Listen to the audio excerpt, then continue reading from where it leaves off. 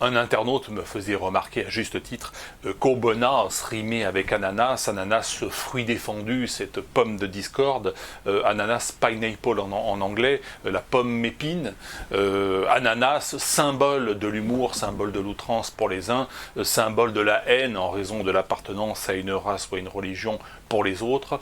L'ananas, c'est le fruit que nous allons croquer dans cette vidéo.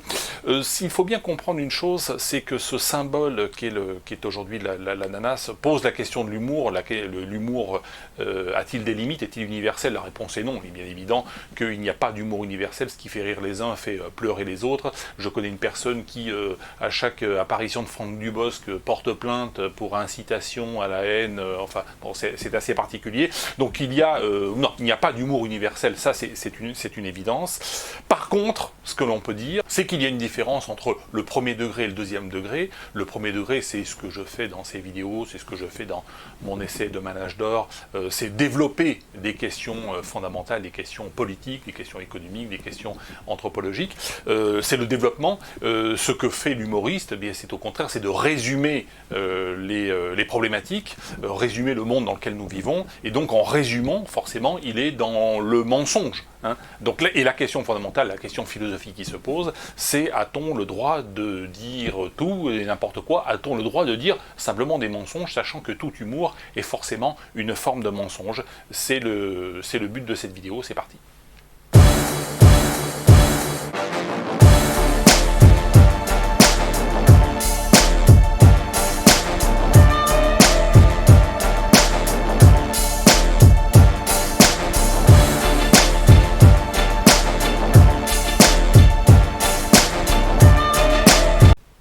Jean-Luc Mélenchon, Jean-Luc le millionnaire, nous a expliqué dans une interview que le mensonge devait être réprimé, devait être strictement interdit. Alors qui doit dire ce qui est un mensonge et ce qui n'est pas un mensonge? Eh bien c'est, pour Jean-Luc le millionnaire, Jean-Luc Mélenchon, c'est le Parlement. Le Parlement qui tient ses sources, notamment de la religion de Jean-Luc, qui est le Grand Orient de France, le Grand Orient de France qui dit en France ce qui est autorisé de dire ou de ne pas dire, qu'est-ce qui est mensonge, qu'est-ce qui est vérité.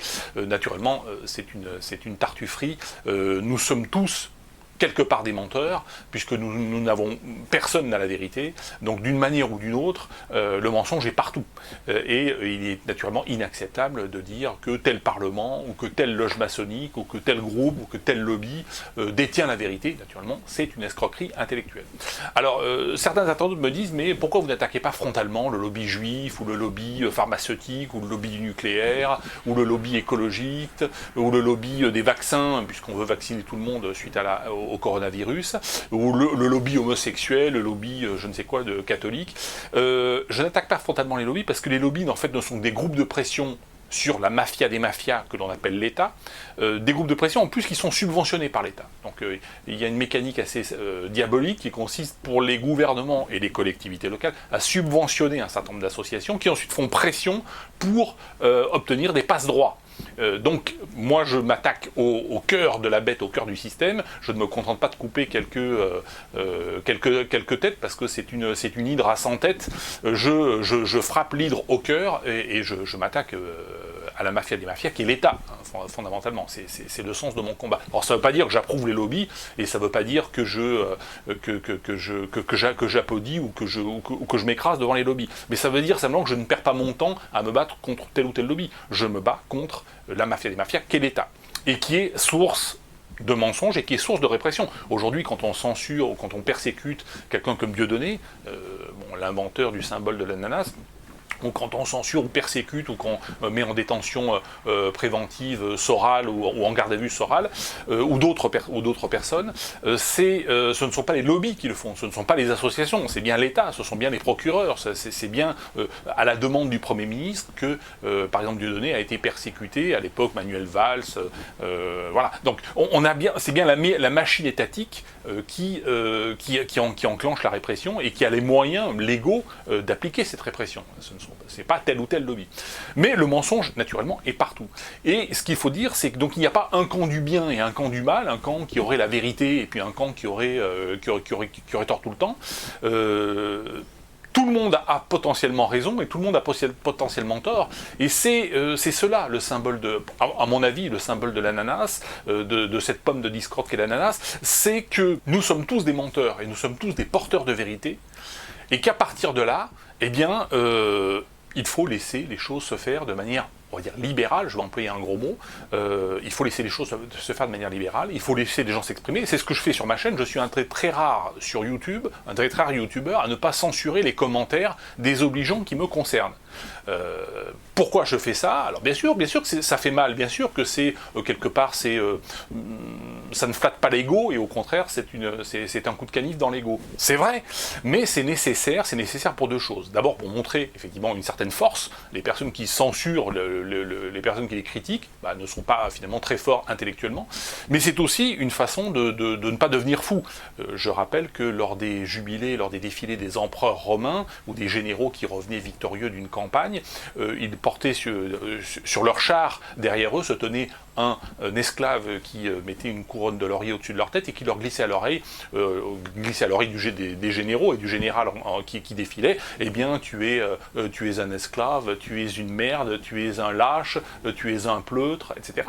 Pour le remettre dans une partie de la réalité, parce qu'effectivement nous sommes tous quelque part des lâches, nous sommes tous quelque part des pleutres, nous sommes tous quelque part des menteurs, et la liberté d'expression, et même lorsqu'il s'agit d'attaques, même lorsqu'il s'agit de menaces, même lorsqu'il s'agit d'outrance qui nous concerne, qui nous touche et qui nous fait mal, nécessairement ça nous fait mal, eh bien il faut supporter cela, il faut être capable de surmonter cette douleur, il faut être capable de surmonter cette souffrance et de passer à autre chose. Et d'avancer, et c'est ce que je fais. Et je suis un des très rares finalement à le faire, puisque je répète, sur Internet, sur tous les sites un petit peu politiques, la plupart des youtubeurs censurent tout ou partie, voire suppriment carrément les commentaires, ou censurent en partie les commentaires qui leur sont défavorables ou qui leur sont désobligeants. Mais sachant encore une fois que même dans un commentaire désobligeant, même dans une insulte, ou il y a toujours une part de vérité. Hein, et le commentaire désobligeant est aussi une marque d'intérêt. Et c'est aussi peut-être l'occasion de s'améliorer, l'occasion de changer quelques paramètres. Donc pour moi c'est utile, pour moi c'est quelque chose, il faut aller de l'avant. Pour revenir sur la liberté d'expression, je me promenais dans Lyon il y a quelques jours et je rencontre un type qui serrait les mains à tout le monde, et puis il vient vers moi, je dis mais qui êtes-vous monsieur? Je suis le maire, je suis le nouveau maire de Lyon. Ah bon, mais je ne vous connais pas, je n'ai pas voté pour vous, il faut dire je ne suis pas électeur à Lyon, je ne suis même pas inscrit sur les listes électorales, donc je ne risque pas de voter, et je lui dis mais personne n'a voté pour vous, vous n'êtes pas légitime. Ah, comment ça, pas légitime? Mais non, vous n'êtes pas légitime. Si les gens ne votent pas pour les hommes politiques, ils ne sont pas légitimes. Alors c'est d'autant plus important que lorsque ces personnages politiques vont donner des ordres à l'administration, notamment policière ou judiciaire, eh bien cette administration ne va pas appliquer leurs ordres ou leurs recommandations ou leurs directives ou leurs ordonnances de manière très rigoureuse, puisqu'ils savent que le peuple ne les a pas véritablement élus, qu'ils n'ont pas véritablement de légitimité. C'est pour ça qu'il est extrêmement important de ne pas se mobiliser lors des campagnes électorales pour ne pas légitimer ces personnages-là et pour ne pas légitimer cette mafia qui elle aussi est porteuse de mensonges, et pas seulement de mensonges mais également de préjudices. Car ce qui est important, c'est de ne pas distinguer qui ne ment pas, puisque finalement je viens de vous expliquer que tout le monde ment d'une manière ou d'une autre, mais qui porte préjudice à autrui ou qui ne porte pas préjudice. Et là on revient à la question philosophique fondamentale de l'éthique de la liberté qui dit « fais ce que tu veux, à condition de ne jamais porter matériellement et volontairement préjudice à autrui ». Ce qui est important, c'est le préjudice matériel et volontaire porté à autrui. Lorsque l'on est racketté fiscalement, lorsqu'on subit une répression réglementaire, eh bien là on nous porte matériellement et volontairement préjudice. Ce qui n'est pas le cas quand un Aubenas ou quand un Dieudonné ou quand Pierre ou Paul s'expriment sur un plateau de télé ou s'expriment sur YouTube, et y compris, on a affaire à beaucoup de gens très irritants. Certains vont me dire oui mais BHL est très irritant ou tel personnage est très irritant, mais il a le droit aussi de s'exprimer. Voilà, il a le droit aussi d'exprimer ses idées, et c'est être fort que d'être capable de surmonter cela.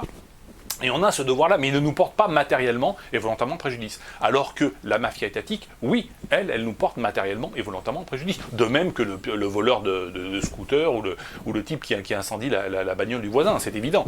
Lui aussi mérite la fosse commune, lui aussi mérite la peine de mort, une balle dans la tête. C'est un parasite, hein. Donc, comme le sont les politiques. Donc, voilà le sens de cette vidéo, le sens de ce symbole qu'est l'ananas, qui pour moi est un symbole très marquant de l'éthique de la liberté. Voilà. Merci à toutes et à tous et je vous dis à bientôt.